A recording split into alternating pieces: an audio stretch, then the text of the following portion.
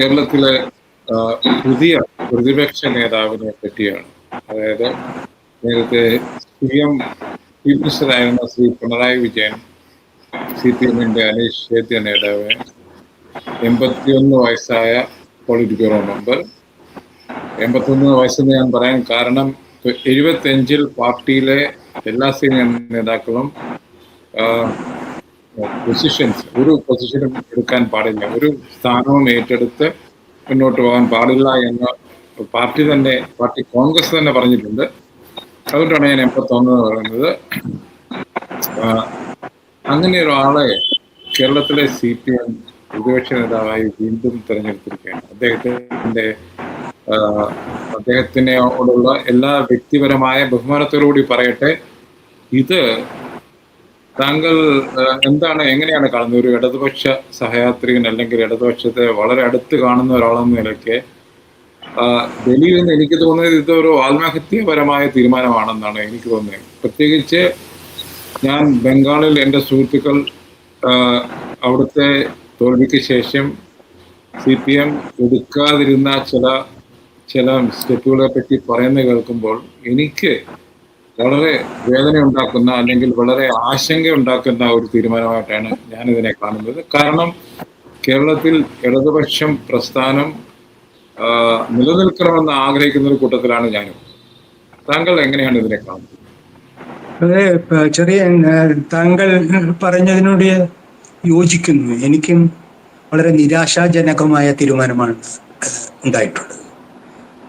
കാരണം അത് പാർട്ടി ഈ പരാജയത്തിന് ശേഷം മാറാനുള്ള മാറ്റത്തിനുള്ള സന്നദ്ധത പ്രകടിപ്പിക്കുന്നതിനുള്ള ഒരു അവസരമായിരുന്നു, ഒരു സുവർണാവസരമായിരുന്നു ഈ പ്രതിപക്ഷ നേതൃത്വം ഒരു സിഗ്നൽ ചെയ്യുന്നതിന്. അതായത് പാർട്ടിയുടെ അണികളോടും അനുഭാവികളോടും അവരിൽ നിന്ന് തൽക്കാലം പിണങ്ങി UDF-ന് വോട്ട് ചെയ്ത ഇടതുപക്ഷ മനസ്സുള്ളവർക്കും ഞങ്ങൾ മാറാൻ സന്നദ്ധമാണ്, ഞങ്ങൾ മാറുകയാണ്, ഞങ്ങൾ മാറ്റത്തെക്കുറിച്ച് ആലോചിക്കുകയാണ്, സ്വയം വിമർശനം നടത്തുകയാണ്, തെറ്റ് തിരുത്തുകയാണ് എന്നൊക്കെ പറയുന്നതിൻ്റെ ഒരു വിശ്വാസ്യത വർദ്ധിപ്പിക്കാൻ പ്രതിപക്ഷ നേതാവ് സ്ഥാനത്ത് വേറൊരാൾ വരണമായിരുന്നു എന്നാണ് ഞാൻ വ്യക്തിപരമായി അതിന് കാണുന്നത്.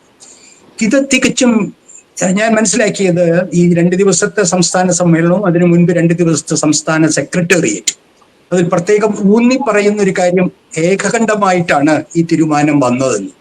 അതാണ് കൂടുതൽ നമ്മളെ അസ്വസ്ഥത ജനിപ്പിക്കുന്നത് നമ്മളിൽ. കാരണം വീണ്ടും പാർട്ടി കമ്മിറ്റികൾ ഏകശിലാ രൂപത്തിലാണോ ഈ പരാജയത്തിന്റെ നിമിഷത്തെയും കാണുന്നത്?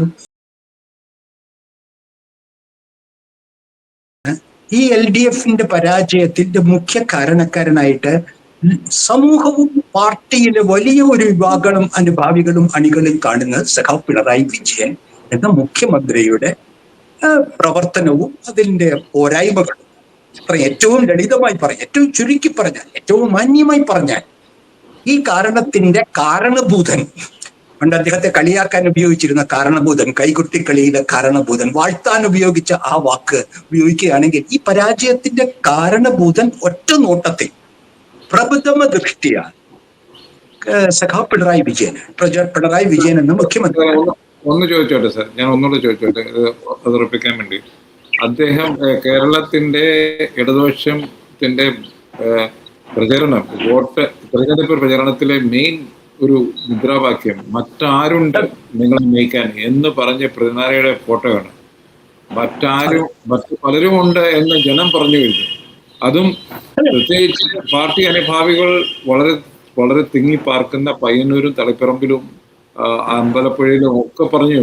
എന്നിട്ടും ആ മെസ്സേജ് പാർട്ടി സെക്രട്ടേറിയറ്റിനോ പാർട്ടി സ്റ്റേറ്റ് കമ്മിറ്റിക്കോ കിട്ടുന്നില്ലെങ്കിൽ അതിൽ എന്താണ് നമ്മൾ ചർച്ച ചെയ്ത പിണറായി പേര്?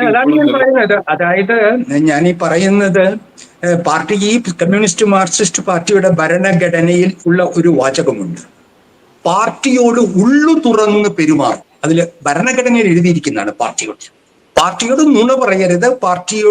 നമ്മുടെ പാർട്ടി കമ്മിറ്റികളിൽ അതാത് ഘടകങ്ങളിൽ തങ്ങൾക്ക് പാർട്ടിക്ക് പറയാനുള്ളത് ഉള്ളു തുറന്നു പറയണം എന്നാണ് ഭരണഘടന പാർട്ടിയുടെ ആവശ്യപ്പെടുന്നത്.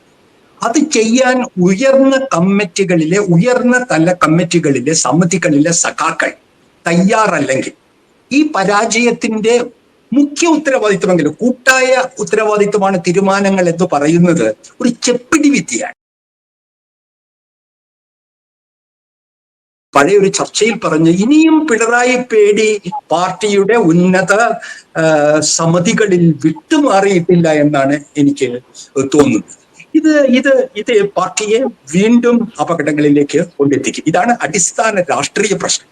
താങ്കൾ ഇവിടെ ആദ്യം സൂചിപ്പിച്ച പോലെ അദ്ദേഹത്തിന് പ്രതിപക്ഷ നേതാവായി എങ്ങനെ പ്രവർത്തിക്കാൻ കഴിയും, എത്രത്തോളം ഇന്നത്തെ അവസ്ഥയിൽ ഈ ചെറിയ ഒരു പ്രതിപക്ഷത്തിന്റെ നേതാവായി എങ്ങനെ പറയും? അതിൽ താങ്കൾ പറയുന്ന ആരോഗ്യകരമായ കാരണങ്ങളുണ്ട്. പക്ഷെ ഇതിന് പ്രായമേറിയ VS അച്യുതാനന്ദൻ കേരളം ഭരിച്ചിട്ടുണ്ട്, കേരളത്തെ പ്രതിപക്ഷത്തെ നയിച്ചിട്ടുണ്ട്.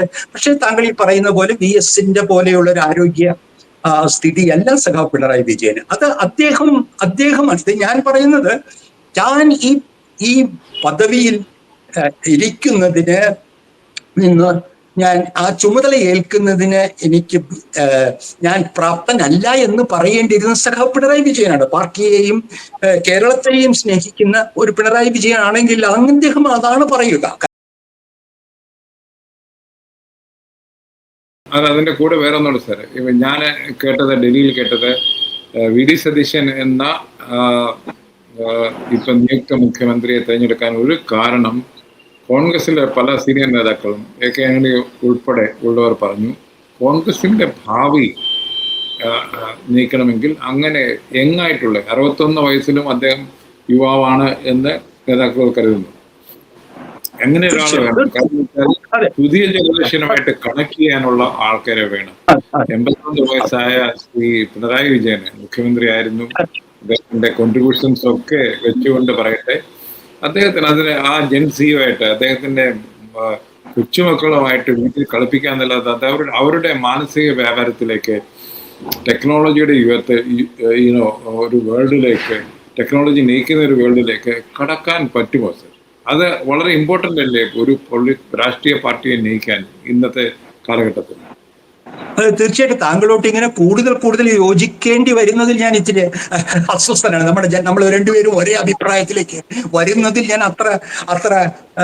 എനിക്ക് അത്ര സംതൃപ്തനല്ല. കാരണം രണ്ട് കാഴ്ചപ്പാടുകളിൽ നിന്ന് നോക്കുമ്പോൾ നമ്മൾ തമ്മിലുള്ള വ്യത്യാസങ്ങളാണ് വാസ്തവത്തിൽ നമ്മുടെ പ്രേക്ഷകർക്ക് കൂടുതൽ സുഖകരമാവും. പക്ഷെ ഇത് താങ്കൾ പറഞ്ഞത് 100% ശരിയാണ്.